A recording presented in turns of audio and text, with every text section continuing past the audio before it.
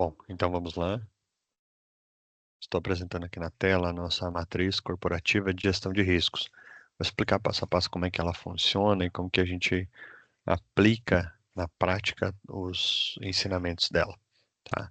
Então, a matriz é baseada aí na metodologia de Shep Helicopter, que basicamente aí define os principais riscos da planta, olhando de cima as operações, né?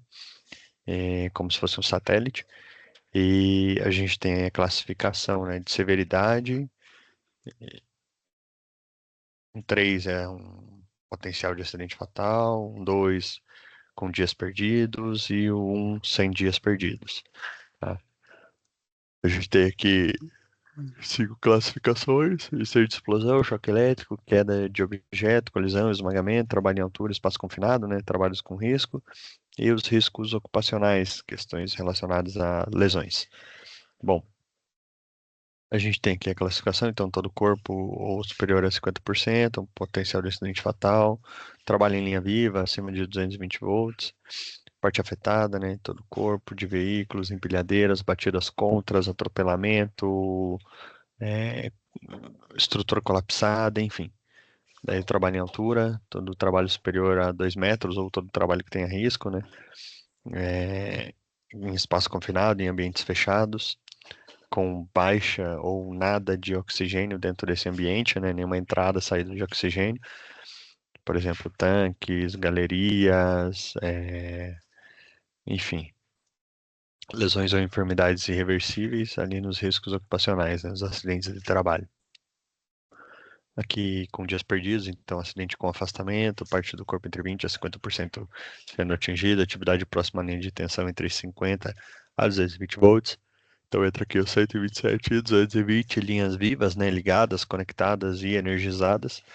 Parte afetada inferior do corpo, mãos, tal, veículos patolados, veículos industriais com velocidade inferior a 10 km por hora durante batida, altura inferior a 2 metros e espaço confinado classe B, que provavelmente tem alguma entrada de oxigênio, né? E lesões ou enfermidades que são reversíveis. E 100 dias perdidos, atingimento em um corte, um acidente mais superficial, atividade menos de 50 volts. Aqui a gente tem espaço controlado, né? E não necessariamente um espaço confinado, mas um espaço controlado, por exemplo, áreas de instalações elétricas e sem riscos ocupacionais específicos. Então, quando a gente olha a planta de cima, a gente está vendo aqui principalmente, né, os itens pontuados aí com maior risco ou risco que possa gerar um desses acidentes aqui, né?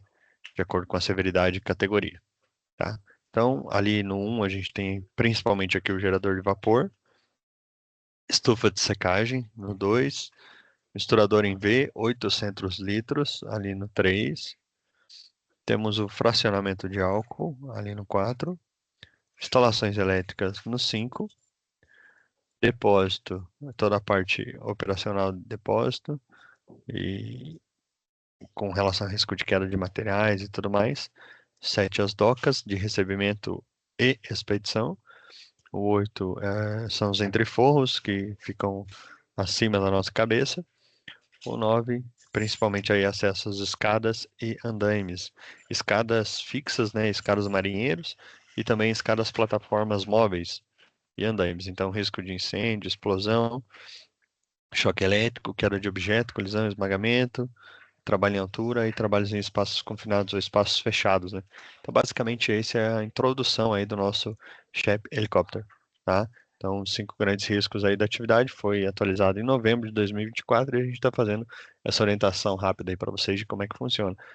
Mas a sequência a gente vai trabalhar aí os exemplos, como é que a gente vai fazer essa análise de riscos, perigos, quais são as medidas de controle, quais são as medidas administrativas, quais são as medidas de engenharia e por último, menos efetivo, quais são os equipamentos de proteção individual. Então, conto com vocês aí para que a gente consiga ter bem estabelecido essa metodologia de avaliação de risco, né? Principalmente dentro da nossa matriz aí, tá bom? Obrigado e até a próxima.